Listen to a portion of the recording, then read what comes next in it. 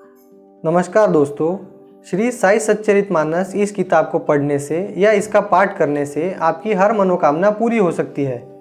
आप इस वीडियो को सुनकर इसके पाठ का ही लाभ ले सकते हैं। इसलिए दोस्तों, आप इस वीडियो को पूरा ज़रूर सुनें। इससे आपको इसके अध्याय के पाठ का ही फल मिलेगा। और दोस्तों, अगर आप इस चैनल पर नए हैं तो प्लीज़ इस चैनल को सब्सक्राइब करें ताकि आने वाली वीडियो की नोटिफिकेशन आपको मिल जाए। वीडियो अच्छा लगे तो लाइक और कमेंट ज़रूर करें और वीडियो को शेयर करें। तो आइए दोस्तों, चालू करते हैं इस वीडियो को। श्री साई सच्चरितमानस अध्याय 19। इस अध्याय के पाठ का फल है दूसरों की निंदा करने का दोष मिटेगा। दोस्तों, यहाँ पर मैं आपको एक बात बताना चाहता हूँ कि अगर आपको 19वें अध्याय की कथा समझ में नहीं आती है तो आप 18वें अध्याय को एक बार जाकर सुन लें।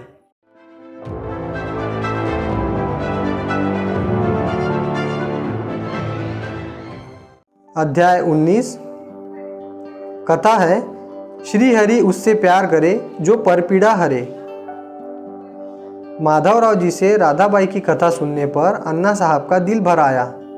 बाबा के बोल उनके मन में पक्के हो गए।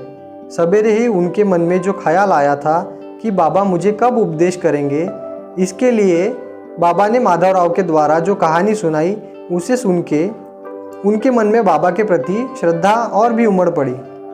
ठीक उसी वक्त घंटी बजने लगी। बाबा के भक्त हर दिन दोपहर उनकी पूजा और आरती करते थे। यह घंटी आरती की सूचना थी। मस्जिद में आरती शुरू हो गई। यह बात ध्यान में आते ही माधवराव देशपांडे और अन्ना साहब वहाँ गए और बाबा के पास बैठे। उन्हें देख के साईं बाबा बोले, श्यामा ने तेरे पास जो दक्षिणा दी है वह मुझे दे दे। तब अन्ना साहब बोले, बाबा श्यामराव तो यहीं पे है और उसने दक्षिणा के लिए नमस्कार दिए हैं। साईं बाबा इस पर हंस पड़े और बोले, ठीक है, अब मुझे यह बता कि तुम दोनों में क्या बातें हुई। इस पर अन्ना साहब ने शुरू से आखिर तक जो हुआ वह सब बताया। तब बाबा ने पूछा, यह कहानी कितनी मीठी है। अच्छा, अब यह बता कि यह कहानी तेरे मन में पक्की हो गई है ना। तो अन्ना साहब ने कहा, बाबा इस कहानी को सुन के मेरे मन की चंचलता चली गई।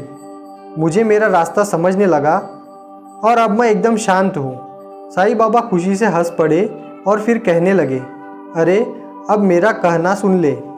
चैतन्य रूप परमात्मा हर जगह मौजूद है, इसलिए हर प्राणी के भीतर जो चेतना है उसी का ध्यान करना चाहिए, फिर वह मिल जाता है।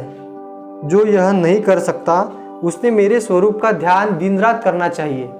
ऐसा करने से भी मन स्थिर होकर परमात्मा से एकरस हो जाएगा। अगर हमारा मन भगवान से जुड़ जाए तो वह भी कछुए जैसे सिर्फ नज़र से ही भक्तों का योगक्षेम चलाते हैं। इतने में आरती समाप्त हो गई और बापू साहब जोग ने सबको शक्कर दे दी। जो बाबा के हाथ में थी वह भी उन्होंने अन्ना साहब को देते हुए कहा, तेरी हर मुराद पूरी होगी और तेरा भला हो जाएगा।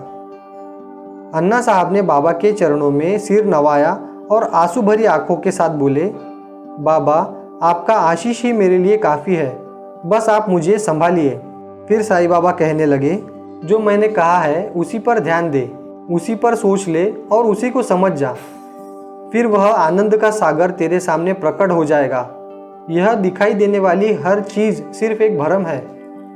जैसे पानी हर हवा से लहरें उठाती है, आगे दौड़ती है और किनारे से टकराकर टूटती है।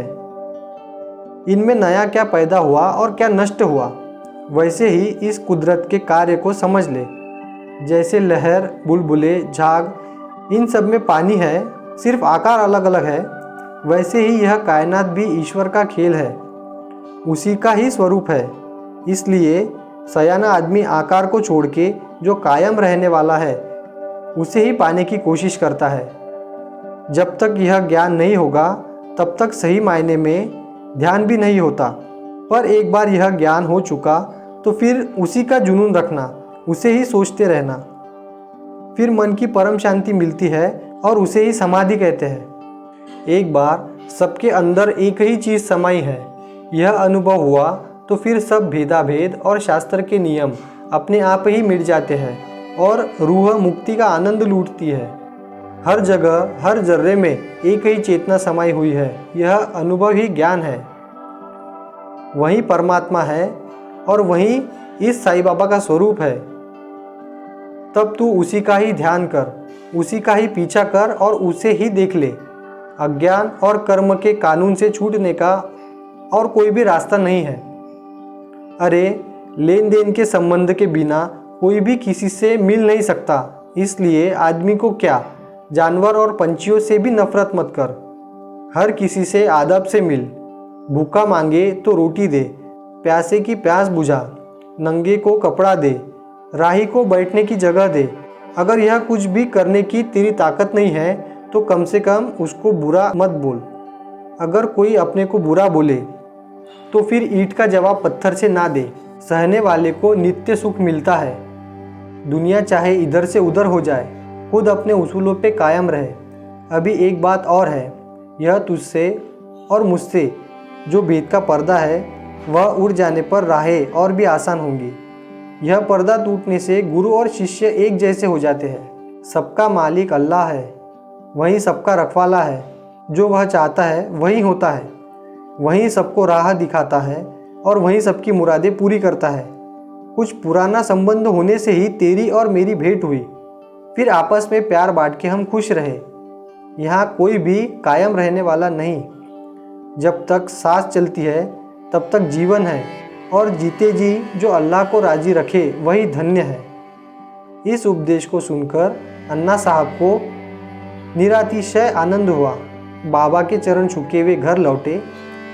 भक्त जब शरणागत होता है बाबा की लीलाएं देखने को मिलती है। ओम साई राम।